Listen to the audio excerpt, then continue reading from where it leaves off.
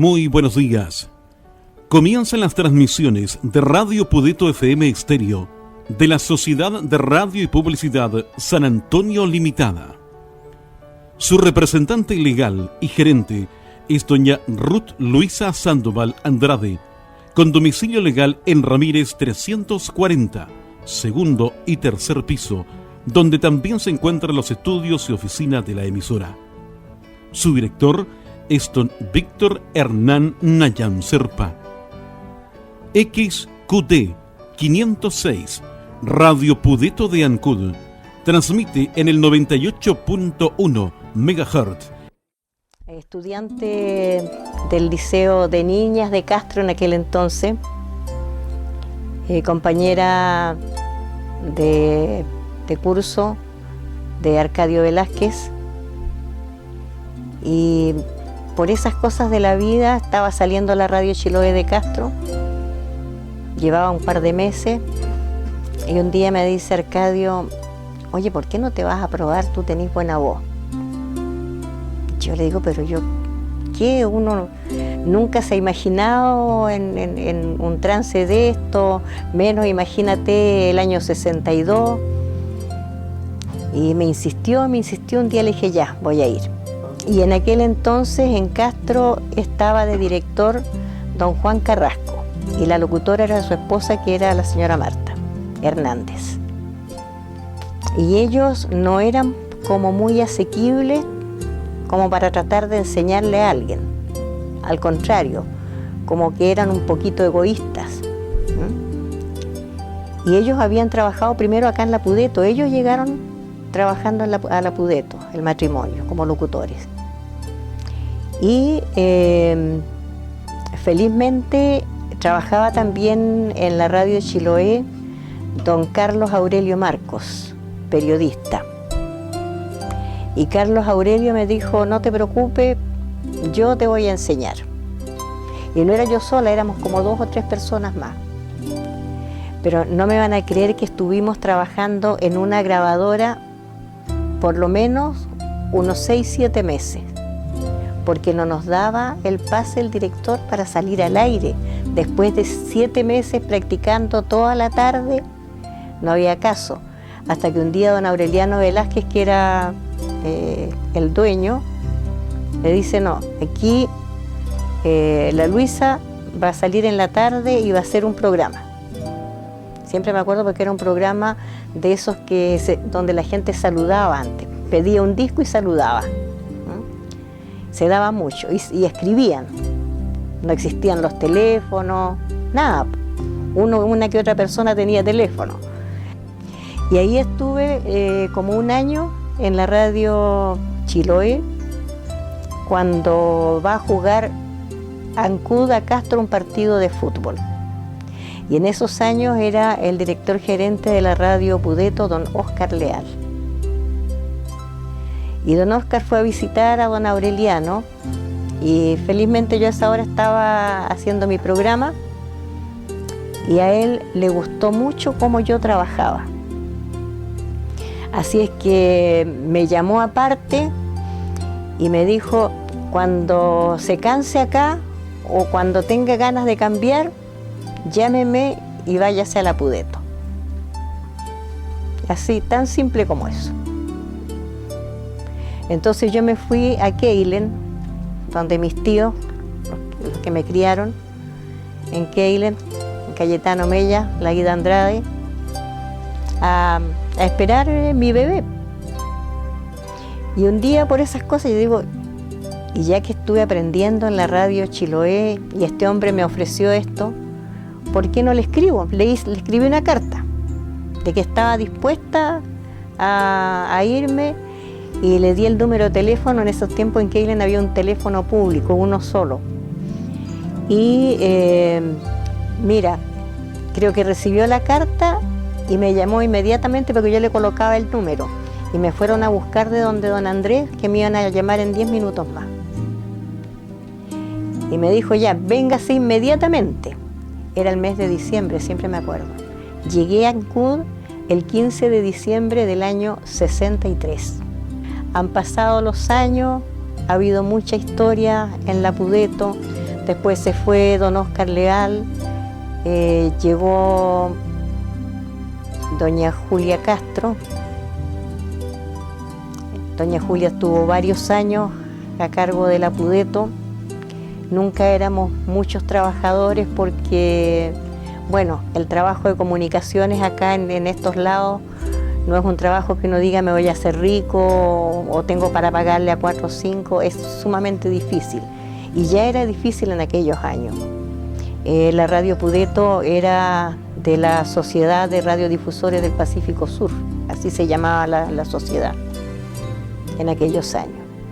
Entonces comenzaron a deber imposiciones, a deber sueldos, y ustedes saben que cuando no se pagan las imposiciones es cosa seria, y allá por el año 70 los trabajadores se tomaron la radio. Entonces, en vez de pagar, la sociedad prefirió que la gente se quedara con la radio. Y ahí se formó otra sociedad que fue la Sociedad Radiodifusoras Pudeto.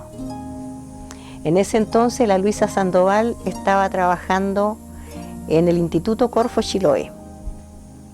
Entré a trabajar al Instituto Corfo Chiloé el año 70. Bueno, y como los sueldos, le contaba yo, no eran gran cosa, tal como son ahora, dijo, en los medios de comunicación, había que tratar de hacer otras cosas. Y yo hice varias en mi vida al margen de estar siempre metida en esto de la radio. Fui profesora en la Inmaculada Concepción durante varios años hasta que el colegio se cerró. Y después de eso pasé de secretaria del secretario del Obispado de Ancud, que era el padre Amado Garay. Se necesita asesora de hogar para casa particular que sepa labores de hogar, presentar certificado de antecedentes, llamar al 990. Muy populares los mensajes, lo que te decía yo, los saludos que mandaba la gente en las tardes, y así nacieron una serie de mensajes que la gente muchas veces se ríe de ellos, pero que nuestra gente entendía sus mensajes de esa manera. Espérame en el camino con la yegua de tu hermana. Ellos entendían. La hermana de la señora tenía una yegua. Y no es una cosa que uno esté inventando, era así. Entonces, ¿qué pasó? Que después comenzamos como a leer los mensajes y a decirle a la gente, esto no lo podemos pasar así, lo podemos arreglar de esta manera, y había gente que no había caso. No decía porque no lo van a entender así como usted lo está arreglando.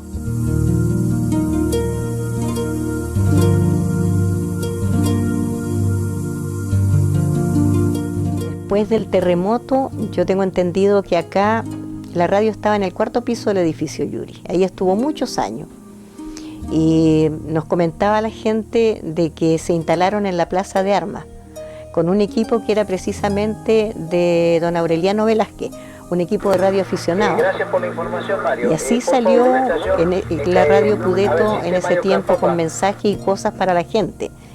Porque habrán escuchado ustedes que después del terremoto, 1, 2, 3 días después, se pensaba que la isla había desaparecido, porque no había comunicación de ningún tipo. Y ahí jugaron un papel preponderante los radioaficionados. Y de esa manera se salió.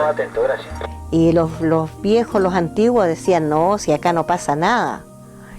O sea, prácticamente nadie se preocupó aquí, porque según ellos nunca aquí había pasado nada y acá nunca iba a haber un terremoto. Yo viví en la Plaza de Armas de Castro por lo menos unos 20 días. Unos minutos antes del terremoto, pasó una amiga a buscarme, la Lucha Pérez. Y pasa la Lucha Pérez a buscarme para que vayamos no sé a dónde. Y yo le digo, pasa a buscarme más tarde, porque todavía me tengo que duchar y todo eso. No, le dije, estamos tomando mate. Ya me dijo, luego vuelvo. Y salió. Mira, la Luisa que salió y no habrían pasado 10 minutos cuando empezó el movimiento. Y mi amiga Lucha Pérez murió abajo en la calle Lillo, en la parte de atrás se derrumbó un cerro y ahí quedó. Hola, hola, ¿qué tal? Muy buenos días, tengan todos ustedes, amigas y amigos. Nosotros, los chilotes, panelistas, que todas las semanas estamos junto a ustedes. Gracias al programa Nosotros los Chilotes he podido conversar con mucha gente de Ancud, muchos que hoy día ya no están entre nosotros. Y, por ejemplo, la mamá de la Fidelisa Mayorga me contaba de que, acuérdense que antes no existía el canal de Panamá. Entonces todos los buques tenían que pasar por Ancud para llegar a Punta Arenas. Aquí pasaban a hacer cambio de práctico y además abastecerse de agua y otras cosas. Y ella me contaba que a veces aquí en la bahía de Ancud, que aquí de mi casa se ve espectacular, dice que había hasta 20, 25 barcos y algunas goletas. Y muchas veces de esos barcos venían artistas internacionales que venían de un lado a otro del mundo y como tenían que pasar aquí a veces a capear un temporal o algo, salían y hacían presentaciones en el teatro que había acá en Ancud, que primero era un teatro que estaba en el Cuerpo de Bomberos y después fue el Espléndido. Y ella me contaba que ellos, para ir al teatro a ver estas obras, los hombres chilotes se vestían de frac y las mujeres de vestidos largos. El gorro de lana, las botas de goma lo usaba la gente para trabajar. La gente chilota era muy respetuosa y para ir a una fiesta, a una comida o para sentarse a comer en la mesa del patrón se cambiaban de ropa. Entonces aquí en Ancud así se fue creando este asunto de la cultura. Mira, ha sido bastante complicado. En un principio complicado porque no había la tecnología que hay hoy día y teníamos que estar de punto fijo sí o sí, y teníamos ahí a los reyes de las perillas. Los radiocontroladores eran una maravilla, hacían maravillas, porque imagínate que anunciar, porque se hacían programaciones en aquel entonces de la música que íbamos a tocar durante el día, había un programador y a veces un tema estaba en un long play y el tema era el número 5 de 12 temas o el número 3. Oye, el radiocontrolador tenía un pulso pero espectacular, nunca salió antes ni después, siempre salía pero justo. Eran realmente unos radiocontroladores espectaculares. Y nosotros los locutores, todos con una libretita, una carpetita que había siempre en la mesa, con todas las tandas, todo se hacía, no había nada grabado, todo se hacía en vivo y en directo. Después siempre me acuerdo que se compró una grabadora más o menos así, esa era la grabadora de bolsillo, Pelao la usaba esa. Y con esa grabadora salía él a hacer sus entrevistas y ahí eran así más o menos los cuantos de los cassettes. Y con esa me acuerdo que Sergio Cárdenas salía a hacer algunas entrevistas para los informativos, para todo eso. Esa era la grabadora de bolsillo. Y después ya empezaron a llegar programas de fuera, pero también para las grabadoras grandes así.